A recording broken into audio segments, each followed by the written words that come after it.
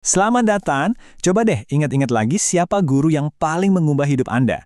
Kemungkinan besar bukan karena rumus matematika yang mereka ajarkan, tapi karena cara mereka bersikap kan? Nah, hari ini kita akan bedah peran yang penting banget dari seorang guru. Bukan cuma sebagai pengajar, tapi sebagai teladan yang membentuk karakter siswa. Yuk kita mulai dari pertanyaan ini. Kalau bukan nilai, warisan apa sih yang paling berharga dari seorang guru? Seringkali jawabannya itu soal rasa percaya diri, empati, atau mungkin ketangguhan mental yang mereka tanamkan ke kita. Nah, inilah inti dari pembahasan kita kali ini, pembelajaran yang jauh melampaui kurikulum. Kutipan dari Robert Kraft ini pas banget nih. Tujuan akhir pendidikan itu kan bukan cuma mengisi kepala siswa dengan fakta, tapi lebih ke menyalakan api semangat di dalam diri mereka. Guru-guru terbaik itu adalah mereka yang membekali kita dengan kemampuan buat belajar secara mandiri, sebuah skill yang bakal kita bawa seumur hidup. Oke, kita masuk ke bagian pertama, guru sebagai agen perubahan. Kedengarannya keren ya, tapi kenapa sebutan ini penting banget? Karena pengaruh mereka itu jauh melampaui dinding kelas. Mereka itu bisa dibilang adalah arsitek dari iklim dan suasana di sekolah itu sendiri. Jadi gini, pengaruh guru itu ada di mana-mana, di setiap interaksi. Cara seorang guru menanggapi siswa yang lagi frustrasi, atau saat mereka merayakan keberhasilan sekecil apapun, itu semua adalah pelajaran berharga. Siswa itu pengamat yang ulung loh, mereka menyerap bukan cuma apa yang diajarkan, tapi juga bagaimana cara guru menjalaninya. Inilah yang namanya keteladanan dalam praktek. Nah, semua ini tuh sebenarnya ada landasan teorinya. Yuk kita masuk ke bagian kedua untuk memahami kerangka kerjanya, yaitu pembelajaran sosial emosional atau yang sering disingkat SEL. Anggap aja ini sebagai fondasi untuk membangun siswa yang nggak cuma pintar secara akademis, tapi juga tangguh secara emosional.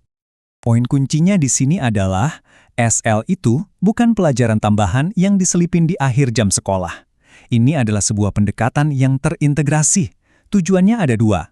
Di satu sisi, ini sifatnya preventif, buat mencegah masalah kayak perundungan. Di sisi lain, ini promotif, artinya secara aktif membangun keterampilan dan kesejahteraan setiap siswa.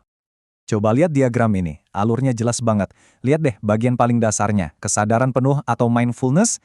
Nah inilah akarnya. Dari situ, tumbuh batang dan cabang berupa berbagai keterampilan sosial emosional. Dan hasilnya, buahnya, kesejahteraan psikologis. Ini nunjukin kalau semuanya itu dimulai dari kemampuan kita untuk hadir dan sadar di setiap momen. Sekarang, yuk kita kupas tuntas SL ini lebih dalam. Menurut kerangka kerja dari CSL, ada 5 kompetensi inti yang jadi pilarnya. Kita akan lihat kelima pilar ini satu persatu. Pilar pertama, kesadaran diri. Ini fondasinya. Sederhananya, ini adalah kemampuan kita untuk menjawab pertanyaan, sebenarnya aku lagi ngerasain apa ya sekarang? Tanpa kemampuan ini, bakal susah untuk melangkah lebih jauh. Intinya, tentang mengenali emosi, pikiran, dan nilai-nilai diri sendiri. Kedua, manajemen diri. Nah, setelah kita tahu apa yang kita rasakan, pertanyaannya adalah, mau diapain perasaan ini? Ini bukan soal menekan emosi ya, tapi tentang mengendalikannya secara efektif. Gimana caranya mengubah rasa cemas jadi fokus, atau mengubah rasa kecewa jadi motivasi? Pilar ketiga membawa kita keluar dari diri kita sendiri. Kesadaran sosial. Ini adalah seni untuk melihat dunia dari kacamata orang lain. Mampu memahami perspektif teman sekelas yang mungkin berbeda banget dari kita dan bisa ikut merasakan apa yang mereka rasakan. Inilah kunci dari interaksi sosial yang sehat. Keempat, keterampilan berelasi. Kalau kesadaran sosial tadi tentang memahami, nah keterampilan ini adalah tentang bertindak. Gimana caranya berkomunikasi dengan baik, bekerja sama dalam tim, dan menyelesaikan konflik tanpa drama. Ini semua tentang membangun jembatan, bukan membangun tembok. Dan yang terakhir, pilar kelima, pengambilan keputusan yang bertanggung jawab. Disinilah semua pilar tadi menyatu. Ini adalah kemampuan untuk berhenti sejenak, berpikir, mempertimbangkan konsekuensi, dan akhirnya membuat pilihan yang baik. Bukan cuma untuk diri sendiri, tapi juga untuk komunitas di sekitar kita. Oke, teorinya udah kita pahami ya. Pertanyaan besarnya sekarang, gimana cara menerapkannya di kelas yang riuh dengan puluhan siswa? Nah, di bagian keempat ini, kita akan masuk ke hal-hal yang praktis, kerangka kerja, dan teknik simpel yang bisa langsung Anda coba. Nih, ada sebuah kerangka kerja yang gampang banget diingat. EMC kuadrat. Ini adalah singkatan dari 4 pilar praktik di kelas. Empati, welas asih, kesadaran penuh, dan yang terakhir, penyelidikan kritis. Yuk kita lihat satu-satu. Pertama, Empati. Ini lebih dari sekedar bilang, oh saya ngerti. Ada yang namanya empati kognitif, yaitu saat kita memahami pemikiran siswa, dan ada juga empati afektif, yaitu saat kita ikut merasakan apa yang siswa rasakan. Guru yang hebat itu bisa pakai keduanya. Selanjutnya, welas asih atau compassion.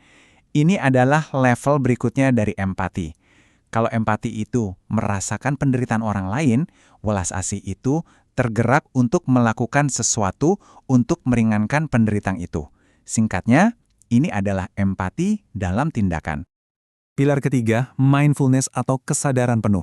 Ini adalah kemampuan untuk hadir sepenuhnya di momen ini, nggak kebawa pikiran masa lalu atau khawatir soal masa depan.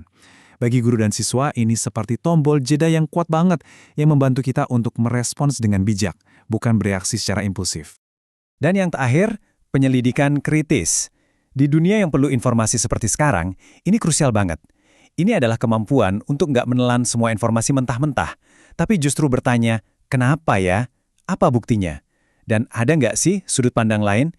Ini melatih siswa jadi pemikir, bukan cuma penerima informasi. Yuk kita lihat teknik praktis yang pertama. 2 kaki, 1 napas. Ini super simpel dan bisa dilakukan di mana saja untuk menenangkan diri. Cukup ikuti langkahnya. Cari posisi yang nyaman, bisa duduk atau berdiri. Pejamkan mata, rileks. Pikirkan satu hal positif. Lalu, tarik napas dalam-dalam, tahan sebentar, dan hembuskan perlahan. Ini cara cepat untuk riset dan kembali fokus. Teknik kedua adalah tetapkan niat. Ini ampuh banget buat memulai hari. Tujuannya adalah untuk mengingatkan diri kita sendiri, kenapa ya saya ada di sini? Dengan menetapkan niat yang positif di awal, kita bukan cuma sekedar mengajar pelajaran, tapi kita mengajar dengan tujuan dan semangat yang baru. Tentu saja, guru sehebat apapun nggak bisa bekerja sendirian. Membangun budaya SEL itu butuh kerjasama seluruh ekosistem sekolah. Nah, di bagian terakhir ini, kita akan melihat betapa kuatnya kolaborasi. Ini adalah sebuah rencana aksi kolaboratif yang sangat jelas. Kuncinya ada pada kata sinergi. Mulai dari mengidentifikasi kebutuhan siswa bareng-bareng, merancang pelatihan untuk staf, memasukkan SEL ke dalam kurikulum, sampai yang penting banget, melibatkan orang tua. Ini adalah pendekatan 360 derajat yang memastikan tidak ada satupun siswa yang tertinggal. Kita sudah bahas banyak hal ya, dari teori sampai praktek, tapi semua ini kembali ke satu pertanyaan penutup untuk Anda. Apa satu langkah nyata yang akan Anda ambil besok? Nggak perlu rencana besar, cukup satu tindakan kecil aja. Mungkin dengan mencoba teknik satu napas sebelum kelas dimulai, atau memberikan pujian yang lebih spesifik pada siswa. Karena perubahan besar itu selalu dimulai dari langkah pertama yang kecil. Terima kasih sudah menyimak.